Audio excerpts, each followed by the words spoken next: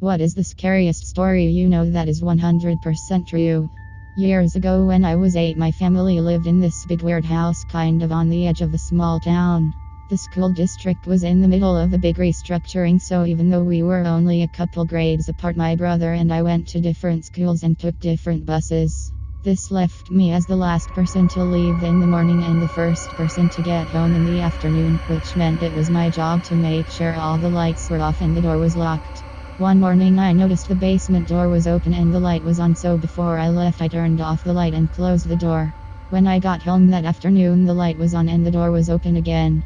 I just assumed that I'd forgotten to actually take care of it when I noticed it in the morning, so I went over to turn off the light and close the door. When I got to the top of the basement stairs, I looked and there was a big shadowy male figure towards the bottom of the staircase. I freaked out, slammed the door and pushed a bunch of boxes against it, and then went and hid in my closet. For months I didn't tell my family because I was positive what I had seen was a ghost and didn't think anyone would believe me.